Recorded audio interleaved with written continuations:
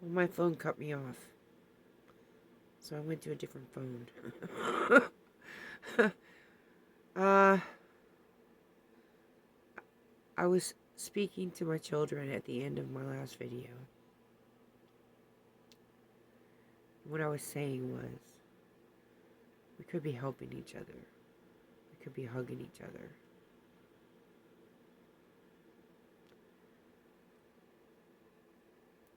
But I guess some things you have to do alone.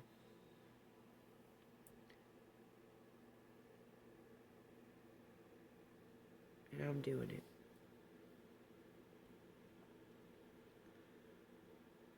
All my life I've been told, you're too loud.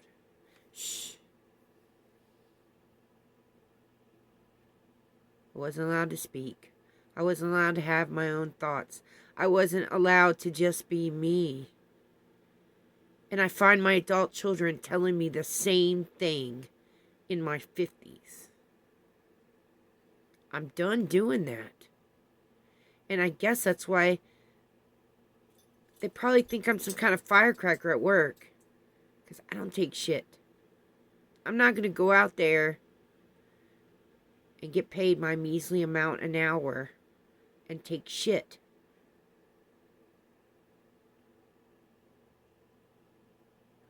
I never liked being told what to do. Ever. Although I am healing, I have learned to choose my words a little wiser. Not allow my triggers to trigger me like a hair trigger. Instead, I try to think first. All these things I've learned in the past 2.5 years, 3 years. I guess there's a reason for this job. It's very, very stressful. If anything can push me over the edge, but it hasn't. So that tells me that I am getting better. I am healing.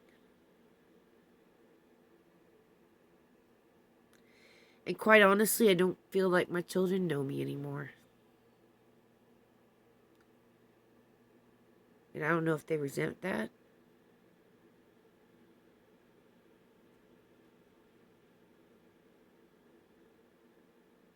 I'm not who I used to be.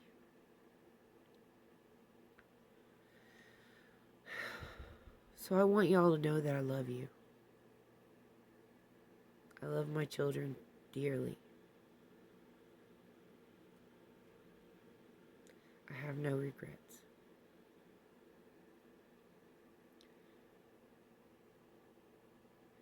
But just like that song that she brought up, you know, that band is from the 80s. And at work, I have no control over the music. But there's a certain song by Guns N' Roses that comes on all the time. They won't let me just put certain people out of my mind. I'm reminded of situations in my life, my children, people, songs. Songs will bring up those memories. I used to sing a song to my oldest child when she was a baby. It was a rock song by Guns N' Roses. And it made her smile. She would laugh when I sang the song to her. Guess what song it was? Sweet Child of Mine, of course. And every time that song plays on the radio, I think of you.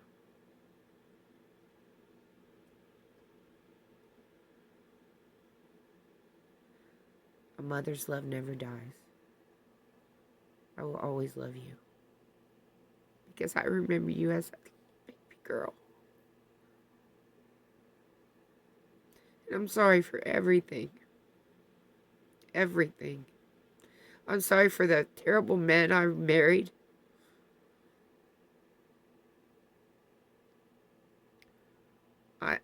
I'm sorry for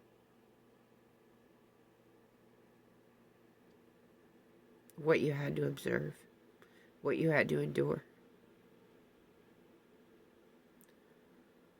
I'm also very sorry that I put so much responsibility on you. You didn't deserve that, and I took your childhood away. And I'm sorry about that, too.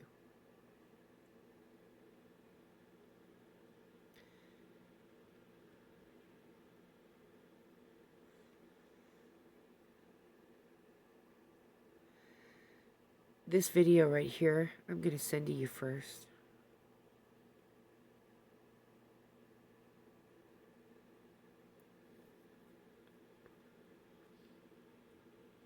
I'm not going to mention your name,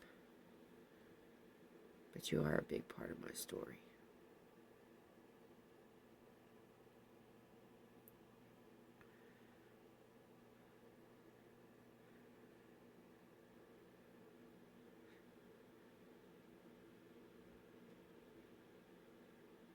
And I hope that one day that you could forgive me so that we can still be part of the story. So we can make a new story.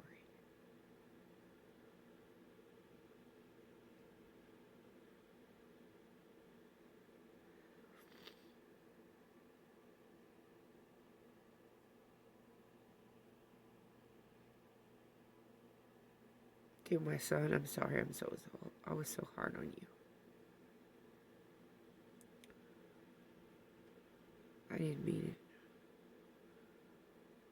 You were with me through the thick of it when my healing began. When I was learning all this harsh stuff about myself. And I took it out on you.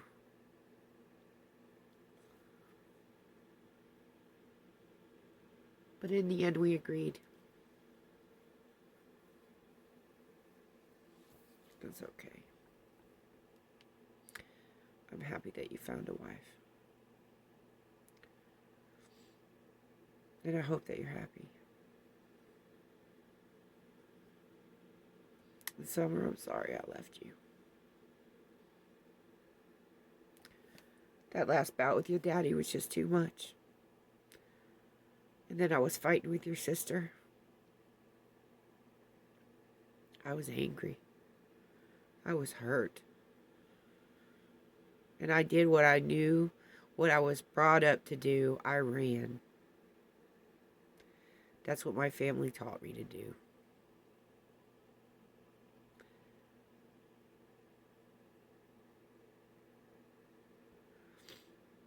It's no excuse. And I'm sorry. And I've told that to your face. Hell, you know, I can't go to therapy. It's very triggering. It just makes me mad. Because I expect answers from them. But you know, you could do your own therapy right here. There's so many people on YouTube that share information, knowledge, and I have studied, and I have learned. And Summer, your daddy prompted me to do that. So, you know,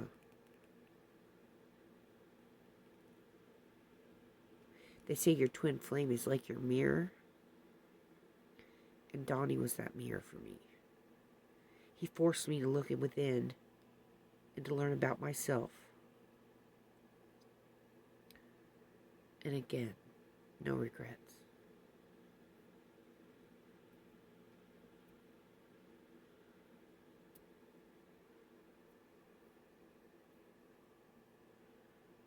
I'm sorry that he died.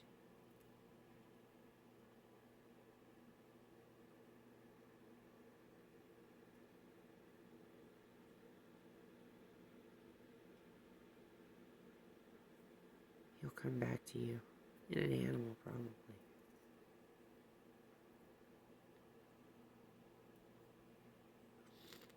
Same for Tony. His dad will come back to him at one day. in some way, shape, or form. It might be just some older man that he works with that will remind him of him. I have found that to be true of my lost family members. I meet people that remind me of them. In my job, I see thousands of people. And it's kind of odd, some of the things or that people will say to you that will strike a memory.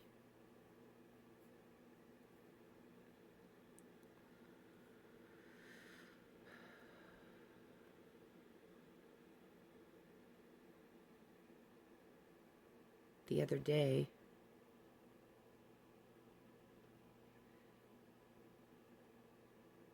I guess it was Thursday, I have to ask truckers questions when they get fuel. Various questions. And I asked this driver what his driver ID number was. He said 24486. And I looked at him. I said, "What did you say?" He said 24486. I said, "You're kidding, right?" He said, "No." I said, "Gee, that's a number I'll never forget."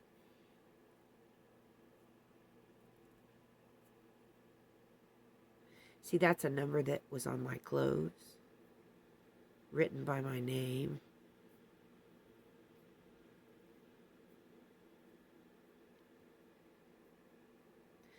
Another one of those stupid mistakes I made as an angry teenager. Drunk off my ass, of course. Although I already had a child, but I was still a child myself.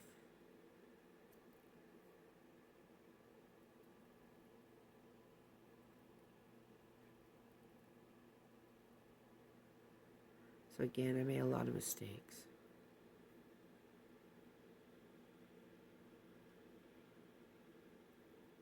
I'm grateful that my oldest daughter was really too young to remember my mom.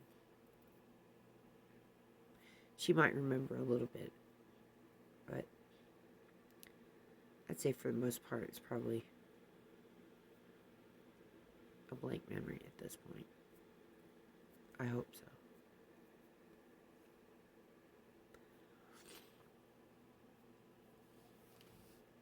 I just wanted to finish because my camera cut me off. Because of my memory card stuff. Seems like I'm on TikTok and I'm not.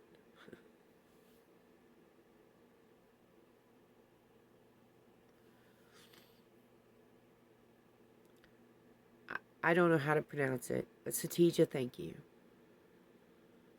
Thank you for getting me to tell a story or two.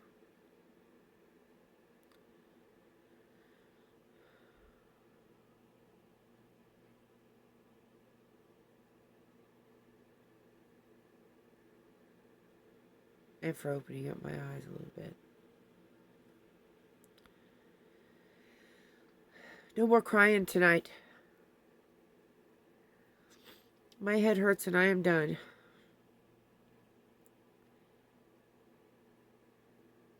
I would like to tell happier stories.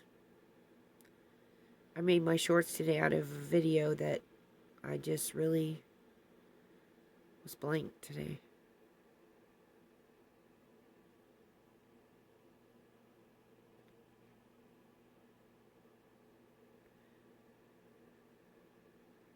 Yeah.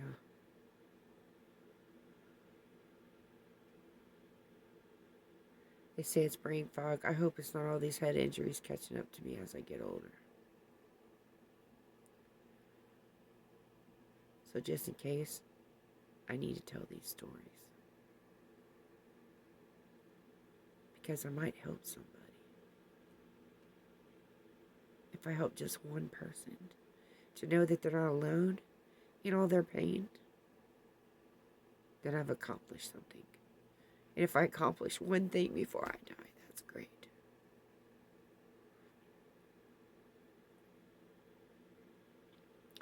don't fucking give up. Especially on yourself.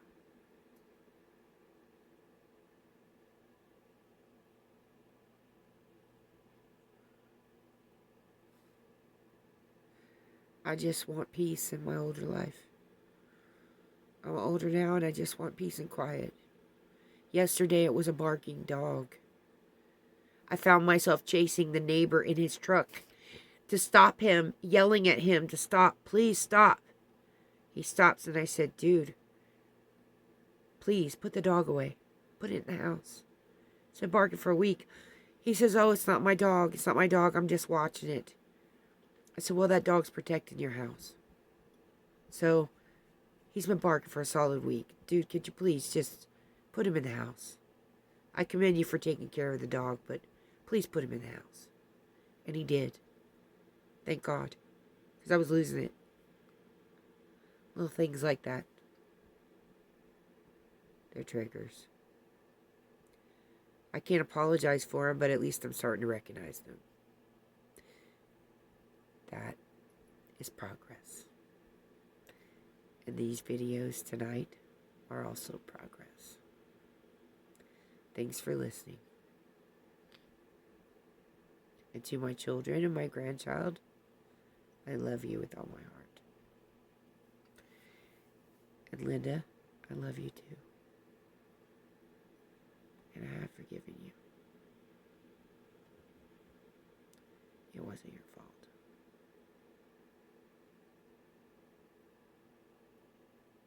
And it wasn't mine